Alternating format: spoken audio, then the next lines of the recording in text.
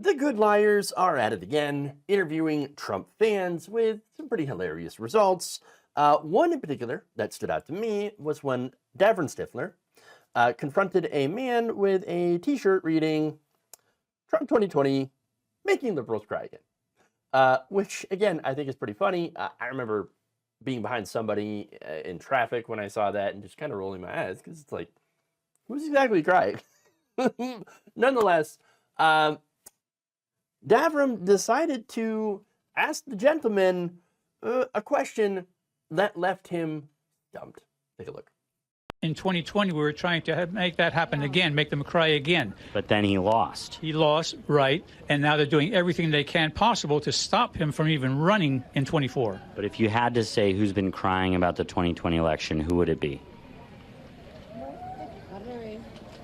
You could see the precise moment where his brain was just broken. It does not compute. Do not understand. Please query again. Okay. The look on his face, man, it's absolutely priceless. But look, I think that brings up a really good point that I've been talking about for quite some time since the election, and that's the fact that Trump cries nonstop about the election. I mean, this has been documented, and you know, people have been talking about this in Trump's orbit, being like, shut up about 2020. Shut up about the election. People are not interested in hearing you cry about losing 2020. Or, voter fraud, they stole the election from me. It's the Stalin election, you know, with two L's. The Stalin election. I mean, again, that's all they do. And I know how the right loves to show the woman that was having a breakdown after Trump was announced the winner back in 2016. It's this meme that won't die, okay? But hey, you know, at some point, she stopped crying. You can't really say the same thing about Trump and MAGA supporters when it comes to the election. I mean, come on, it's a constant refrain. They stole the election. They stole the election. No, they stole the election. Trump actually won. No, they stole it from him. Deep state. Insert whatever conspiracy theory, you know, that's popular on 4chan today. It doesn't matter. Okay? It doesn't matter. It's all, again, the MAGA movement currently is about victimhood. That's all that's come down to today. Okay? Look, I remember before, like in 2016, where at least you could say it was about, you know, something. Even if it's not true, it would still, you know, marketed it being about something, about, you know, oh, yeah, we're gonna fight the swamp, we're gonna drain the swamp. You see, we're gonna do this, and then we're gonna help people. I got a great healthcare plan, all that stuff. His current campaign is just about revenge. That's all it is.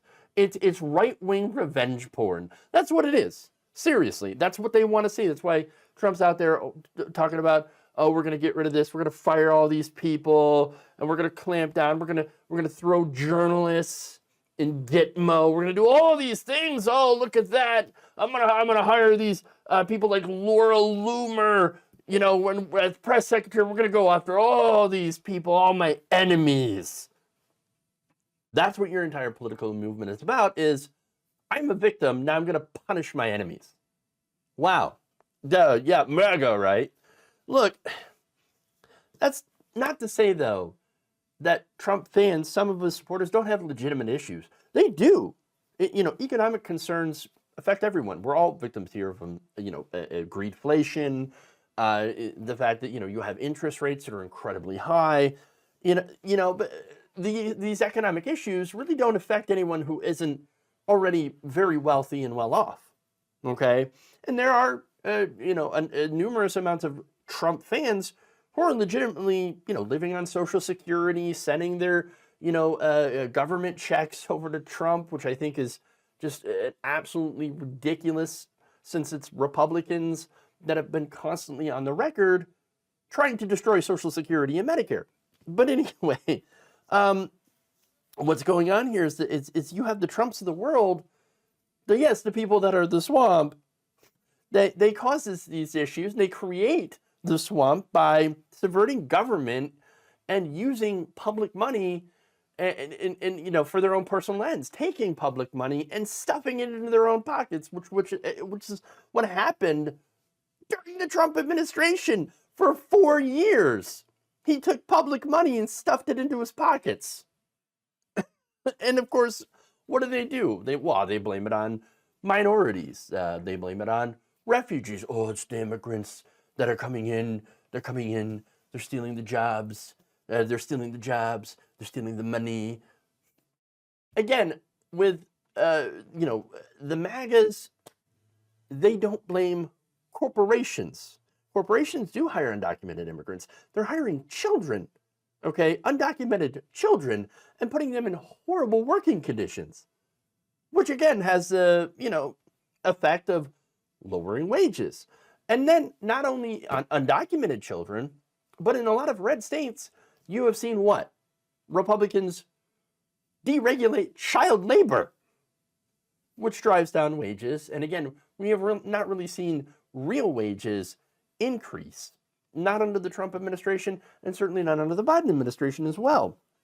But again, what's going on with these corporations and wealthy people, a lot of wealthy donors back Donald Trump, is they don't want to change the status quo, which made them wealthy.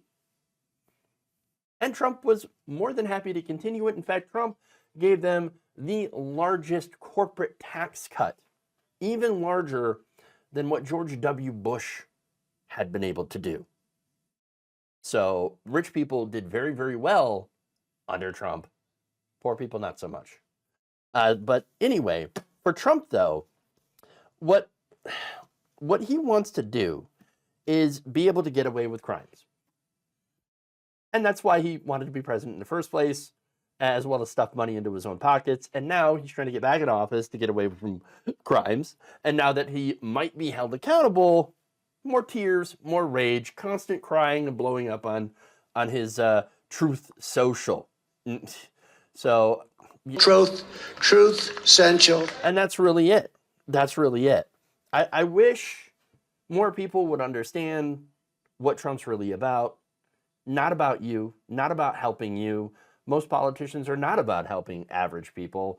And I just wish more people knew what kind of a sucker you are if you fall for Trump's BS and lies. Unfortunately, as the good liars continue to show by going and interviewing Trump supporters, Trump voters, that they're never gonna. I don't think they're ever gonna understand or ever break out of the cult that Trump has created around himself. That cult of personality.